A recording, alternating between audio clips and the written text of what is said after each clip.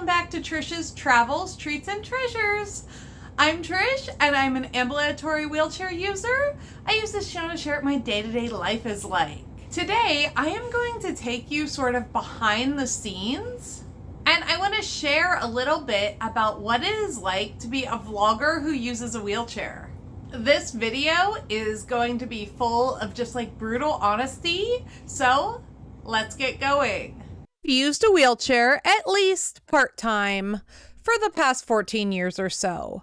When I was 21, I got suddenly ill. My condition drastically and quickly declined, and I spent years in and out of the hospitals looking for answers. Some of those answers I didn't get until pretty recently, too. I now know that I have EDS, POTS, gastroparesis, mitochondrial myopathy, and an autoimmune disorder, just to name a few. I'm sure I missed some. If you told me at the beginning of this journey that I'd be sharing it with the world, I wouldn't have believed you. Sharing my story and accessible travel adventures through vlogging really has been an empowering experience, but there have also been some struggles. Being a vlogger and an ambulatory wheelchair user is definitely an adventure. It can be hard to navigate locations I want to share with all of you. And often there's a lot of logistical hurdles to get around. A lot of times I pack a lot of filming into a short amount of time. Trying to film when you're always eye level with everyone's rear end can be really tricky. Thankfully, both my husband and my daughter are always willing to grab the camera and help.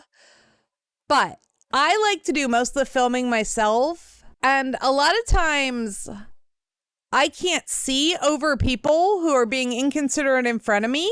So that makes it really hard. I also use a manual wheelchair most of the time, so I can't hold a camera and move. I have been attaching my GoPro to my wheelchair, and that's actually really good, but I've also got some nasty comments about it.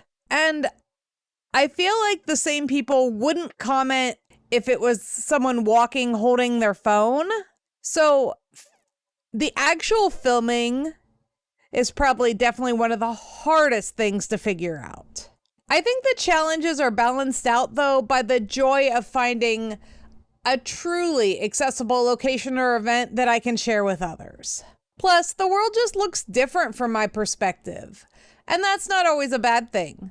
I have learned to notice like quirky little details that others might miss. The best part, though, I think, of making this channel and the associated social media accounts is the community that I have found.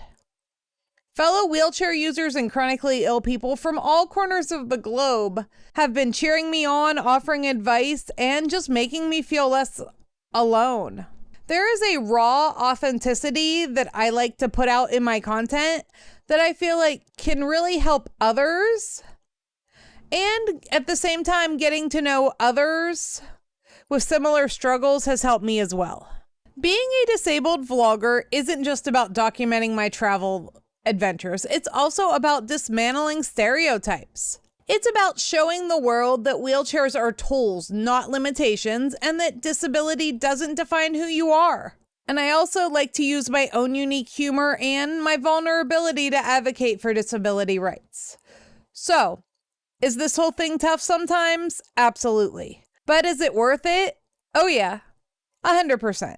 I've learned a few things from dealing with years of having to overcome these hurdles. First off, I have learned that research is key. Before I go anywhere, I do a deep dive into what the accessibility is like. This information isn't always easily available. I go through online reviews. I check out other people's YouTube videos. Sometimes I even have to contact the place we are headed before we go. I have learned that being prepared is so important. We live in a world that does not always prioritize the need of disabled consumers.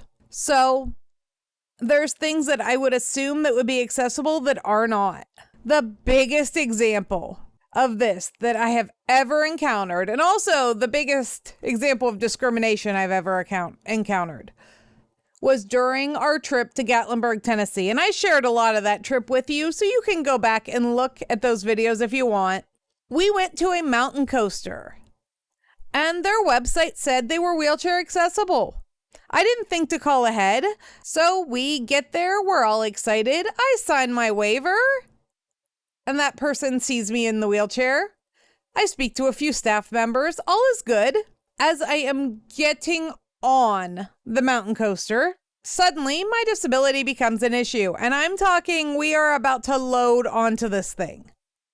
And I was told that I couldn't ride it. I was told that if I didn't have the physical ability to climb back down a mountain, that it wouldn't be safe, that they don't have any sort of evacuation plan.